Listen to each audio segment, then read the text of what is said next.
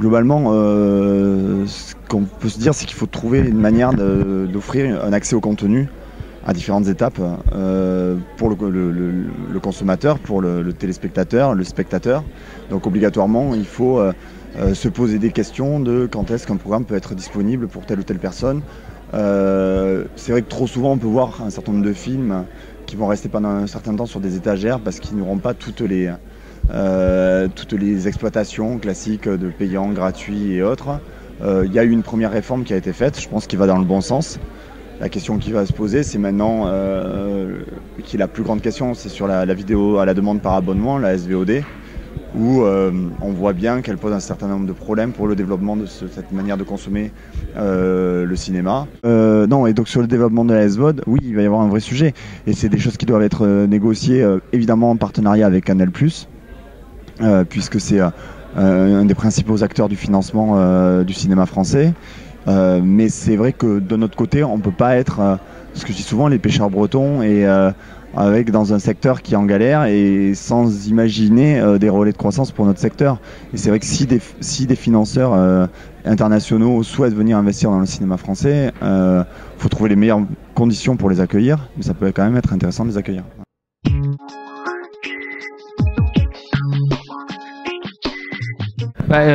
Cet accord qu'on a trouvé c'est un accord de compromis. C'est un accord de sortie de crise. Donc c'est pas un accord parfait du point de vue des producteurs, ça c'est clair, mais il permet au moins à tout le monde de sortir par le haut de cette affaire et à passer à autre chose. Alors concrètement, dans cet accord, qui a été donc signé avec les organisations de salariés d'un côté et les employeurs de l'autre, il y a effectivement une période de 6 mois qui va s'ouvrir, pendant lesquels il va y avoir une discussion spécifique sur les films de moins de 1 million d'euros de budget.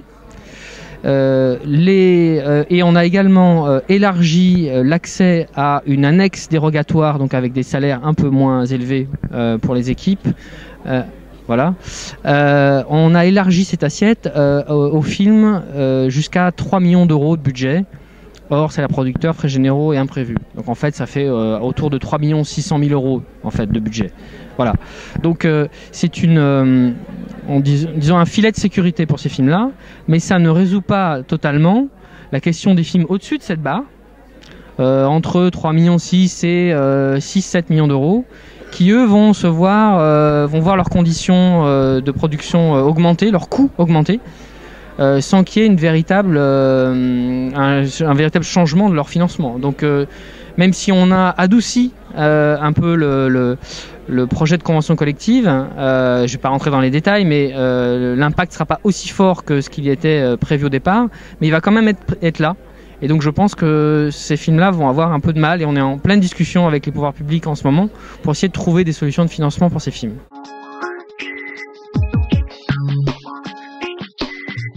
En fait, le problème, c'est que lorsque les films coûtent cher, tous ceux qui participent au financement mettent plus d'argent. Et donc, du coup, il faut plus de recettes pour que ces investisseurs se récupèrent. Et ceux qui sont rémunérés après, qui sont par exemple les producteurs, les auteurs, ceux qui ont un intéressement sur les recettes, du coup, arrivent plus tard. Et c'est pour ça que quand on dit il n'y a pas de recettes, il n'y a pas de transparence, on nous cache des choses, mais c'est pas ça. C'est qu'en fait, les recettes sont décalées dans le temps et que les films coûtent trop cher. Et donc, qu'est-ce qui se passe depuis un certain temps? On est en train de faire baisser les coûts des films pour qu'effectivement, les recettes arrivent plus tôt.